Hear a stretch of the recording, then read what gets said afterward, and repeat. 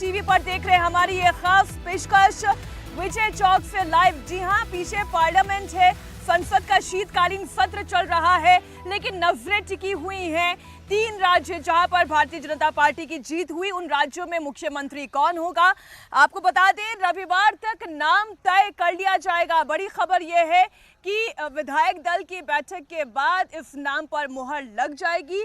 Board की बैठक के बाद इस पर चर्चा फाइनल कर ली जाएगी और 10 दिसंबर एक तारीख तय कर ली गई है जब इन 3 राज्यों में मुख्यमंत्री कौन होगा, ये प्रधानमंत्री नरेंद्र मोदी के साथ विमर्श के बाद नाम सामने आ जाएगा। जी हां, इस वक्त की बड़ी खबर आपको बता दें, 3 राज्यों में सीएम पर फैसला रविवार को होना तय माना जा रहा है और ये जरूरी भी इसलिए है क्योंकि देखिए 4 राज्यों के जहां नतीजे एक साथ आए थे।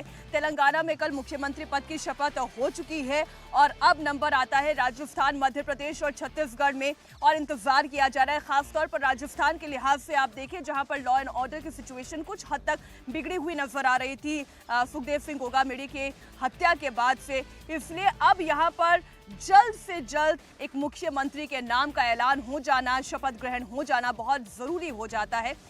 ये 3 तस्वीरें इस वक्त आपके सामने हैं। राजस्थान को लेकर हलचल कितनी तेज है ये लगातार आप इंडिया टीवी पर देख रहे हैं। वसुंधरा राजे का दिल्ली आना और जेपी नड्डा से मुलाकात के लिए 5 घंटे का इंतजार करना और फिर कहीं जाकर ये मुलाकात होना। हालांकि मुस्कुराते हुए वो निकली थी इस मीटिंग के बाद और अभी भी ये जो आप फोटो आप देख रहे हैं, एक मुस्कुराहट वसुंधरा राजे के चेहरे पर भी आप देख सकते हैं। रेणुका के चेहरे पर भी आपको ये मुस्कुराहट दिखाई दे रही है। ये मुस्कुराहट आप इसे किस तरीके से लेते हैं, ये एक अहम सवाल हो सकता है, हम इस पर करेंगे चर्चा। लेकिन सीएम का नाम फाइनल करने से पहले मुलाकातों और बैठकों का दौर जिस तरीके से चल रहा है वो आपके सामने है। पिछले कुछ घंटों के अंदर अंदर कई सारी मीटिंग्स हुई हैं। कल अमित शाह और प्रधानमंत्री नरेंद्र मोदी के बीच में पहले तो मंथन हुआ, जेपी नड्डा और वसुंधरा राजे की बीच मुलाकात हुई। हालांकि जैसा कि मैंने कहा कि 5 घंटे के इंतजार के बाद ये मुलाकात हुई, लेकिन मुलाकात हुई और वसुंधरा राजे मुस्कुराती हुई बाहर निकली थी। छत्तीसगढ़ से सांसद रेणुका सिंह भी जेपी नड्डा से मुलाकात करने के लिए पहुंची थी, वो तस्वीर भी हमने आपके सामने रखी। और अब 2 दिन के अंदर अंदर 3 राज्यों में मुख्यमंत्री कौन होने जा रहा है, इस नाम का ऐलान हो जाएगा। ऑब्जर्वर कौन होगा, इसका ऐलान आज हो सकता है। बड़ी खबर आपको दे दें, इन तीनों ही राज्यों में ऑब्जर्वर भोपाल, जयपुर और रायपुर के लिए रवाना होने वाले हैं कल और परसों, यानी कि 9 और 10 तारीख, ये 2 तारीख है और 10 दिसंबर तक नाम कौन सा होगा वो आपके सामने और आप सबसे पहले इंडिया टीवी पर ही देखने वाले हैं। लेकिन फिर भी ये सस्पेंस कब तक चलता रहे, क्या माना है? ये ठीक है, रविवार को खत्म हो जाएगा। सर, विधायकों में से सीएम होगा या कोई नया चेहरा भी आ सकता है कि 230 विधायकों में से ही सीएम होगा? ये मैं कह रहा हूँ ना, इसका जवाब तो आपको 10 तारीख को पता लग जाएगा। विधायक के लिए 10 तारीख को तय हो जाएगा सीएम। आपने कहा आपके लिए शॉकिंग है, मगर जो भी जिम्मेदारी दी गई आप उसको निभाएंगे, दी जाती है बड़ी जिम्मेदारी, आप तैयार है उसके लिए? अभी मेरे पास बहुत बड़ी जिम्मेदारी है, मैं राष्ट्रीय महामंत्री हूँ। तो आपने कैलाश विजयवर्गीय को सुन लिया, नाम तय हो जाएगा और 2 दिन के अंदर अंदर ये नाम आपके सामने होगा। लेकिन खबर राजस्थान से भी, आप राजस्थान से वसुंधरा राजे, राजस्थान की पूर्व मुख्यमंत्री कल दिल्ली पहुंची, 5 घंटे का इंतजार हुआ। अपने सांसद बेटे दुष्यंत सिंह के साथ वो दिल्ली पहुंची थी, जेपी नड्डा से मुलाकात हुई। मुलाकात का सिलसिला करीब 1.5 घंटे तक चला और जब वो मीटिंग के लिए अंदर गई और बाहर निकली, उनके हाथ में देखिए फाइल आपको नजर आ रही है, एक मोटा गट्ठर कागजातों का नजर आ रहा है। अब इन कागजों में किनके नाम हैं, आखिर अपने लिए जो लगातार वो कोशिशें कर रही हैं उसमें उन्हें कितनी सफलता मिली है, ये तो 10 तारीख को समझ में आ जाएगा जब नाम का ऐलान हो जाएगा। लेकिन हमारे सहयोगी देवेंद्र पराशर, इनके पास इनसाइड इन्फॉर्मेशन रहती है बीजेपी में इस वक्त क्या चल रहा है। देवेंद्र, इतना मोटा गट्ठर लेकर जो वसुंधरा राजे पहुंची थी मुलाकात के लिए, 1.5 घंटे मुलाकात चली है, 5 घंटे के इंतजार के बाद इंतज़ार वाला मसला मीनाक्षी बहुत ज़्यादा इस लिहाज से नहीं था कि बहुत शॉर्ट नोटिस पे वो बीजेपी के राष्ट्रीय अध्यक्ष के पास आई थी। और आप देखें तो इस लेवल पे, जैसे बीजेपी के राष्ट्रीय अध्यक्ष हो, केंद्रीय गृह मंत्री अमित शाह हो, प्रधानमंत्री हो, तो इस बड़े लेवल पे आमतौर पे जो मुलाकातें होती हैं वो बहुत टाइट पैक्ड रहती हैं। 8 दिन 10 दिन पहले से वो तय रहती है, मिनट टू मिनट का उनका कार्यक्रम फिक्स रहता है, तो उस लिहाज से उन्हें समय मिलना था। अन्यथा ऐसा नहीं था कि उन्हें इंतज़ार कराया गया था। लेकिन दूसरी चीज़ जो ज़्यादा महत्वपूर्ण थी मीनाक्षी, वो ये कि वाकई जिस प्रकार से उनको लेके वहाँ पे भ्रम चल रहा था कि शक्ति प्रदर्शन कर रही हैं, रिजॉर्ट वाली घटना, इन सारी चीज़ों पे एक तरह तो वो अपनी सफाई देने आई थी और दूसरी तरफ वो ये बताने आई थी कि किस प्रकार से उनके विरोधी से हवा दे रहे हैं। मतलब पार्टी के भीतर जो उनके विरोधी हैं वही से हवा दे रहे हैं।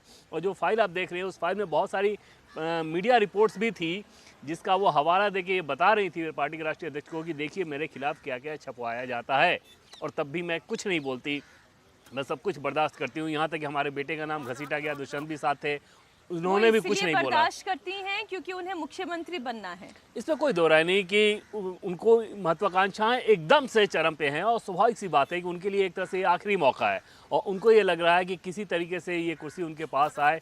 वो ये ज़रूर चाहेंगे। पिछले दिन हमारे सोर्सेज ने बताया था कि चुनाव से 1.5-2 महीने पहले उन्होंने ये मैसेज दिया था कि मुझे प्रोजेक्ट कर दिया जाए, भले ही साल भर बाद 2 साल बाद मुझे हटा दिया जाए, लेकिन प्रोजेक्शन करके अगर चुनाव में जाया जाए तो मेरी इज्जत भी रहेगी और पार्टी को सफलता भी हासिल होगी। पार्टी उस बात के लिए तैयार नहीं थी। पार्टी ने सिर्फ इतना कहा था कि ऐसा नहीं है कि आपके नाम पर विचार नहीं किया जाएगा, लेकिन ये भी नहीं है कि आपको प्रोजेक्ट किया जाएगा। अब इन बदले हालात में, बदली परिस्थितियों में बीजेपी के पास कंफर्टेबल मार्जिन है, तो उन परिस्थितियों में वसुंधरा राजे सिंधिया के पास बार्गेन पावर बिल्कुल नहीं है। दूसरी तरफ प्रदेश में जो उनके विरोधी हैं वो लगातार उन्हें टारगेट करने की कोशिश करते हैं, ये भी उन्हें टारगेट करती हैं। मतलब ऐसा नहीं है कि वो एक तरफा मामला रहता है। जैसे राजेंद्र राठौर हो या सतीश पुनिया, उनकी हार के पीछे उनके जो समर्थक हैं वो इनको वजह बताते हैं।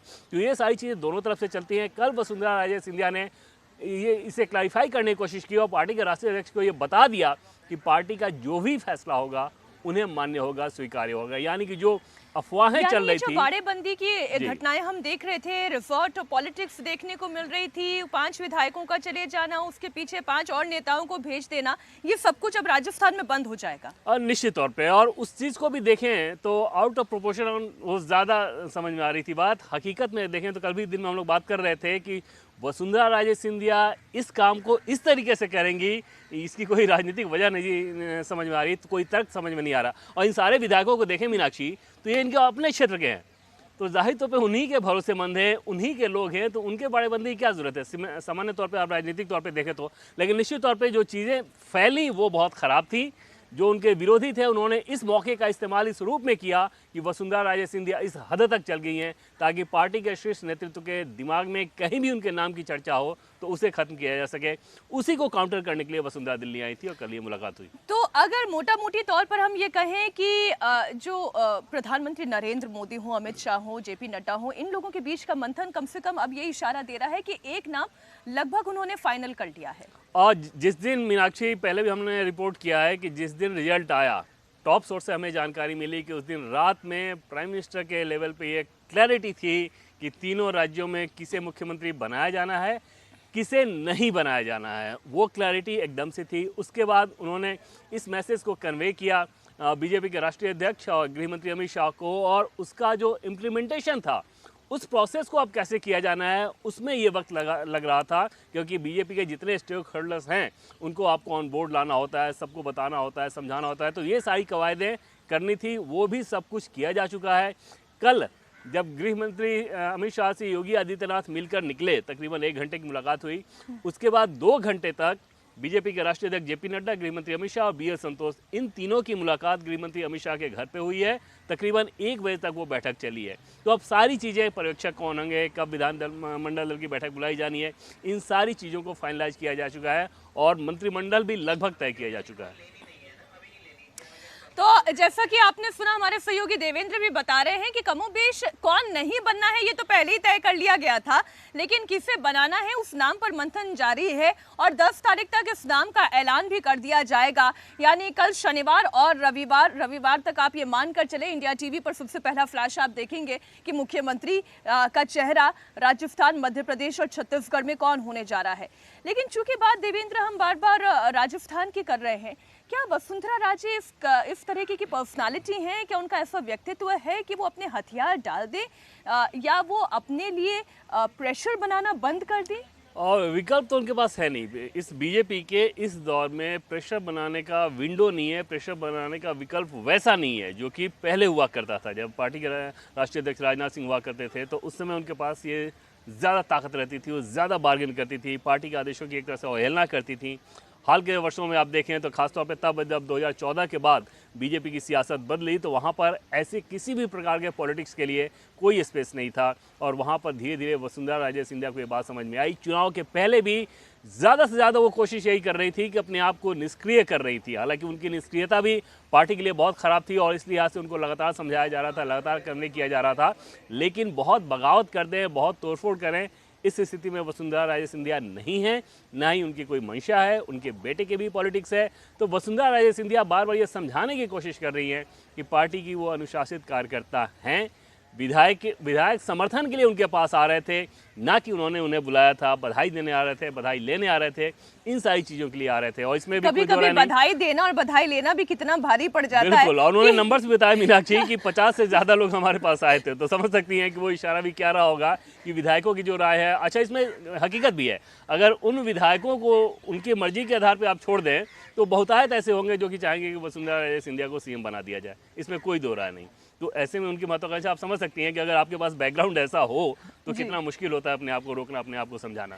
तो दिल्ली में मुलाकातों का दौर जारी है और ये सरगर्मी इतनी तेज है कि 3 राज्यों में तो चलिए मुख्यमंत्री बनना है तो उसका मंथन चल रहा है, लेकिन उत्तर प्रदेश में चूंकि कैबिनेट का विस्तार भी होना है, राम मंदिर की प्राण प्रतिष्ठा भी जनवरी माह में होनी है 2024 के, और एयरपोर्ट का उद्घाटन भी होना है, इसलिए उत्तर प्रदेश के मुख्यमंत्री योगी आदित्यनाथ का दिल्ली दौरा हुआ। तस्वीरें इस वक्त आप देख रहे हैं और ताबड़तोड़ मीटिंग्स हुई हैं। योगी आदित्यनाथ पहले प्रधानमंत्री नरेंद्र मोदी से मिले, बीजेपी के राष्ट्रीय अध्यक्ष जेपी नड्डा से उनकी मुलाकात हुई और एक विस्तृत चर्चा हुई है। ये तस्वीरें इस वक्त आपके सामने हैं। जाहिर है एक बड़ा लक्ष्य जो इस वक्त केवल केंद्र के लिए नहीं बल्कि उत्तर प्रदेश की सरकार के लिए भी एक मिशन है, वो है राम मंदिर की प्राण प्रतिष्ठा होना। वहां पर काम कितनी तेज गति से चल रहा है, एयरपोर्ट का उद्घाटन भी होना है, काफ़ी हद तक वहां का भी काम संपन्न हो चुका है। और इम्पोर्टेंट ये है कि जो काफ़ी वक्त से लंबित था यूपी की कैबिनेट का विस्तार होना, उसका भी इंतजार किया जा रहा है, नाम फाइनल होने हैं। और जो मीटिंग्स का सिलसिला है, आप उत्तर प्रदेश के मुख्यमंत्री का, चाहे वो जेपी नड्डा से हो, नरेंद्र मोदी से हो या अमित शाह से हो, इसी सिलसिले में देवेंद्र। हाँ बिल्कुल मीनाक्षी, इसमें जो पहली प्राथमिकता है वो ये है कि इन लोगों को मंत्रिमंडल विस्तार उत्तर प्रदेश में करना है और वो ऑलरेडी एक तरह से डिलेड है। बहुत ज़्यादा संभावना पहले ये बताई जा रही थी कि सितंबर में होगा, फिर बताया गया कि अक्टूबर फर्स्ट वीक में हो सकता है। वो चीज़ें टलती गई और टलने के पीछे बड़ी वजह ये थी कि शायद नामों को लेकर उस प्रकार से स्क्रीनिंग नहीं हो पाई थी जो कि होनी थी, एक तरह से कहें कि सहमति नहीं हो पाई थी जो कि होनी थी, उस काम को किया गया है। और दूसरी और जो बड़ी चीज़ उसी रूप में बड़ी चीज़ है कि क्योंकि जनवरी में राम मंदिर का कार्यक्रम है तो उस कार्यक्रम को बीजेपी चाहती है कि बहुत भव्य तरीके से किया जाए और पूरा का पूरा जो सिस्टम है वो एकदम से कोऑर्डिनेशन के तहत काम करे, ताकि दुनिया भर में ये मैसेज जाए कि राम मंदिर की जो प्राण प्रतिष्ठा जिसमें होनी है वो कितना भव्य कार्यक्रम है। 1 सप्ताह तक तकरीबन वो कार्यक्रम चलना है, तो आप समझ सकते हैं कि इन्वॉल्वमेंट किस लेवल का होगा। तो इन दोनों ही मसलों पर कल बातचीत हुई है। और राम मंदिर की प्राण प्रतिष्ठा तो ना सिर्फ ये एक एजेंडा है, जिस तरीके से भारतीय जनता पार्टी इसे लेकर आगे बढ़ी है, बल्कि साथ ही साथ अगर हम बोलें कि एक इमोशनल कनेक्ट है और इस इमोशनल कनेक्ट की वजह से ही खुद मुख्यमंत्री योगी आदित्यनाथ बार बार दौरा करते रहते हैं, किस तरीके से वहां पर कामकाज चल रहा है, कितनी तेज गति से आगे बढ़ा है, एयरपोर्ट का काम कितना आगे बढ़ा है। लेकिन मंत्रिमंडल का विस्तार होना है ये भी तय है। ये तस्वीरें इस वक्त आप देख रहे हैं। अच्छा, जब इस तरीके की मुलाकातें होती हैं तो बेहद पॉइंटेड डिस्कशन होता होगा देवेंद्र। अगर हम राम मंदिर से ही चर्चा की शुरुआत करें इस विषय में, जो प्रधानमंत्री मोदी के साथ मीटिंग हुई होगी, मोदी जी तो फीडबैक लेते ही रहते हैं, लेकिन योगी जी भी कितने फीडबैक लेते हैं वहाँ के इनसाइड सोर्सेस बताते हैं हर कुछ दिनों के अंदर, या तो फ़ोन पे या फिर कॉन्फ्रेंसिंग के जरिए, नहीं तो खुद दौरा कर लेते हैं राम मंदिर का। बिल्कुल मीनाक्षी, और जब वो आते हैं प्रधानमंत्री के पास तो वैसे भी एक अपडेट उनके पास रहता है। दूसरी चीज़ जो हमें जानकारी मिली थी कि कुछ वैसे मुख्यमंत्री हैं जो कि प्रधानमंत्री नरेंद्र मोदी के पास पहुंचते हैं तो वो चाहते हैं कि उनसे जो भी निर्देश मिले सामने ही वो नोट डाउन करते हैं और बाकायदा अगली मुलाकात में उस पर क्या क्या उन्होंने किया इसके बारे में ब्रीफ करते हैं। योगी आदित्यनाथ वैसे ही मुख्यमंत्री हैं, वो जब भी पीएम के सामने जाते हैं तो हर एक डिटेल्स को लेते हैं और फिर उसके बाद ग्राउंड पे काम करके पीएम को रिपोर्ट भी करते हैं। अयोध्या के डेवलपमेंट की बात करें तो प्रधानमंत्री नरेंद्र मोदी का अपना विजन रहा है और वो बार बार इस चीज़ को कहते रहे कि किस रूप में वो अयोध्या को देखना चाहते हैं, ओवरऑल डेवलपमेंट किस प्रकार से होना चाहिए। वहाँ सिर्फ एक मंदिर की बात नहीं है बल्कि पूरे अयोध्या का कायाकल्प करना है, और जब आप अयोध्या का कायाकल्प करते हैं तो आसपास के पूरे इलाके का एक तरह से कायाकल्प करते हैं और उसको इकोनॉमिक एक्टिविटीज़ से जोड़ते हैं। तो ये सारी चीज़ें प्रधानमंत्री निर्देश के तौर पर बताते रहते हैं।